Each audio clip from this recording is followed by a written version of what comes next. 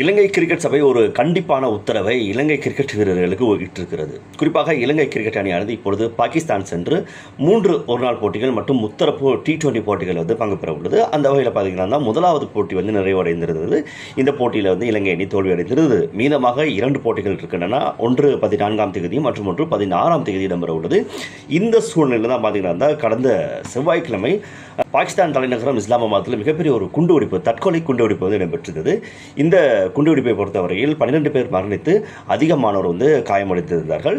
இதனைத் தொடர்ந்து குறிப்பாக இலங்கையினுடைய அடுத்தடுத்த போட்டிகள் நடைபெறவுள்ள அந்த ஸ்டேடியமுக்கு அருகில் தான் இந்த குண்டுவெடிப்பு நடைபெற்றிருக்கின்றது.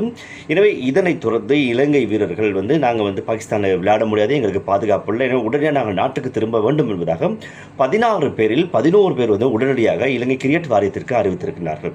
எனவே இதனை பரிசீலனை செய்த இலங்கை கிரிக்கெட் வாரியம் நன்றாக யோசித்துவிட்டு அப்படிலாம் வர முடியாது, மீதமாக இருக்கக்கூடிய போட்டிகளை முடித்துவிட்டு வாருங்கள் என்பதாக ஒரு கண்டிப்பான உத்தரவை அணி வீரர்களுக்கு இட்டிருக்கின்றது.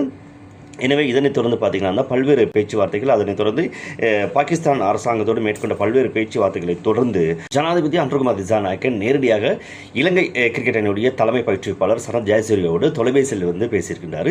இந்த சந்தர்ப்பத்தில் அவர் கலந்துரையாடின் பிரகாரம் மீதமாக இருக்கக்கூடிய போட்டிகளை எப்படியாவது முடித்துவிட்டு வாருங்கள் என்பதாக கூட பல்வேறு ஆலோசனைகள் சொன்னது மட்டுமில்லாமல் உங்களுக்கான பாதுகாப்பு உத்தரவாதத்தை நான் வழங்குகிறேன், பாகிஸ்தான் அரசாங்கத்தோடு பேசியிருக்கின்றோம், அதே இடத்துல பாகிஸ்தான் கிரிக்கெட் வாரியத்தோடும் பேசியிருக்கின்றோம். எனவே இதன் மூலமாக பாதுகாப்பில் எந்த விதமான பிரச்சனையும் ஏற்படாது, மீதமாக இருக்கக்கூடிய போட்டிகளை வெற்றிகரமாக முடித்துவிட்டு வாருங்கள் என்பதாக இப்பொழுது நேரடியாக ஜனாதிபதி அன்ருகுமார் திசாநாயக்க தலைமை பயிற்றுவிப்பாளர் சரத் ஜெயசூரியோடு பேசியிருக்கிறாராம். அதே நேரத்தில் பார்த்தீங்கன்னா பாகிஸ்தான் அரசு கூட சொல்லியிருக்குது, குறிப்பாக இந்த போட்டியை நீங்கள் எப்படியாவது முடித்தந்தால் தான் எங்கள் நாட்டு மீது ஏனைய நாடுகளுக்கு நம்பிக்கை வரும். அதே நேரத்தில் பார்த்தீங்கன்னா இந்த போட்டி இடையில் நிறுத்தப்படுமா இருந்தால் பல்வேறு அரசியல் ரீதியிலான தேசங்களுக்கு இடையிலான, அதாவது இலங்கை மற்றும் பாகிஸ்தான் அணிக்கு இடையிலான அந்த அரசியல் ரீதியான உறவில் பல்வேறு சிக்கல்கள் பிரச்சனைகள் ஏற்படும். எனவே தயவுசெய்து இந்த போட்டியை முடிக்கிறதுக்கு எங்களால் முடிந்த அளவுக்கு 100% உங்களுக்கு நாங்கள் பாதுகாப்பை உறுதிப்படுத்துகின்றோம்.